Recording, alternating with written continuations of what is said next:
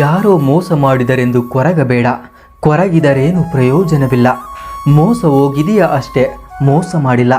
ಜೀವನ ಕಲಿಸುವ ಪಾಠಗಳಲ್ಲಿ ಇದು ಒಂದು ಪಾಠ. ಮುಂದೆ ಆದರೂ ಎಚ್ಚರವಾಗಿರು. ನೋವಾಗುತ್ತೆ, ಆಗಲ್ಲ ಅಂತ ಅಲ್ಲ, ಯಾಕೆಂದರೆ ಅವರನ್ನು ನೀನು ಅತಿಯಾಗಿ ನಂಬಿದ್ದಕ್ಕೆ ನೋವಾಗುತ್ತೆ.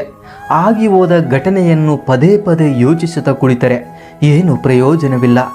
ಆಗಿದ್ದೆಲ್ಲ ಒಳ್ಳೆಯದಕ್ಕೆ ಎಂದು ಎದ್ದು ನಡೆಯುತ್ತಿರಬೇಕಷ್ಟೆ. ಇಲ್ಲಿ ನಿನ್ನ ನೋವುಗಳನ್ನು ಕೇಳುವವರು ಯಾರೂ ಇಲ್ಲ.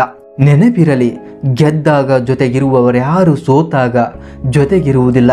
ಜೊತೆಗೆ ಇರುವುದಿರಲಿ, ಹೇಗಿದೆಯಾ ಅಂತ ಕೇಳಲು ಕೂಡ ಯಾರೂ ಮುಂದೆ ಬರಲ್ಲ. ಅಳಬೇಕೆಂದಾದರೆ ಮನಸಾರೆ ಅತ್ತು ಬಿಡು, ಆದರೆ ಮನಸ್ಸಿನಲ್ಲೇ ಆ ನೋವನ್ನು ಮರೆ ಮಾಡಿ ದುಃಖ ಪಡಬೇಡ.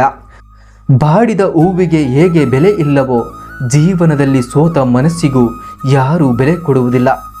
ಅತಿಯಾಗಿ ಏನನ್ನು ಭಾವಿಸಿಕೊಳ್ಳಬೇಡ. ನೆನಪಿರಲಿ, ಇಲ್ಲಿ ನಿನ್ನ ಭಾವನೆಗಳಿಗೂ ಕೂಡ ಬೆಲೆ ಇರಲ್ಲ. ತಪ್ಪು ಮಾಡಿದೆಯೇ ಎಂದಾದರೆ ಪಶ್ಚಾತ್ತಾಪ ಪಡು. ನಿನ್ನ ತಪ್ಪು ಏನು ಇಲ್ಲವೆಂದಾದಲ್ಲಿ ತಲೆ ತಗ್ಗಿಸಿ ಅಲ್ಲ, ತಲೆ ಎತ್ತಿ ನಡೆಯುವಂತನಾಗು.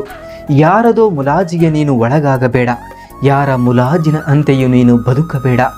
ಮಾತುಗಳಿಲ್ಲದ ಪ್ರಾಣಿಗಳನ್ನು ನಂಬಬಹುದು, ಆದರೆ ಮಾತು ಬರುವ ಮನುಷ್ಯರನ್ನು ನಂಬುವುದು ನೀರಿನ ಮೇಲಿನ ಗುಳ್ಳೆಯಂತೆ. ಅವಶ್ಯಕತೆ ಇದ್ದಾಗ ಬಾಲ ಅಲ್ಲಾಡಿಸುವ ನಾಯಿಯಂತೆ ಬೆನ್ನಿಂದೆ ಬಿದ್ದಿರುತ್ತಾರೆ. ಅವಶ್ಯಕತೆ ಮುಗಿದಾಗ ಟಿಶ್ಯೂ ಪೇಪರ್ ಥರ ಯೂಸ್ ಮಾಡಿ ಬಿಸಾಕಿ ಹೊರಟು ಹೋಗುತ್ತಾರೆ. ಸುಮ್ಮನೆ ಕಾರಣ ಹೇಳಿಕೊಳ್ಳುತ್ತಾ ಕುಳಿತುಕೊಳ್ಳಬೇಡ. ಬಿಟ್ಟು ಹೋಗ್ತಾ ಇದ್ದಾರೆ ಎಂದಾದರೆ ಹೋಗಲಿ ಬಿಡು. ತಡೆದೆಷ್ಟು ನಮ್ಮ ಮನಸ್ಸಿಗೆ ಆಪತ್ತು.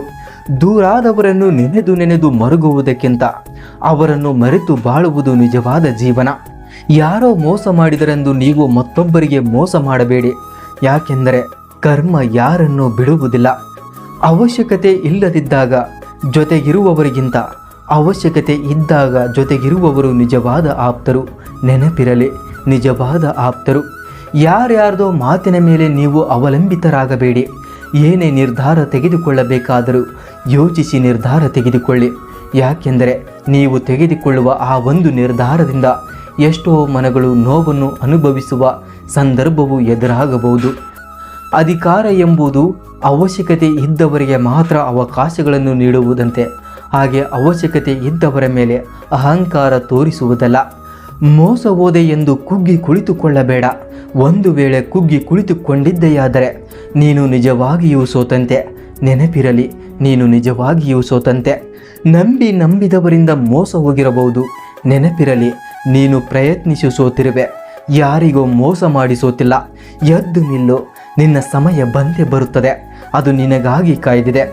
ನೀನು ಕತ್ತಲಿದೆ ಎಂದು ಆ ಕತ್ತಲಲ್ಲೇ ಕುಳಿತುಕೊಂಡರೆ ಬೆಳಕು ಕೂಡ ನಿನಗೆ ಕತ್ತಲೆಯಂತೆಯೇ ಕಾಣುವುದು.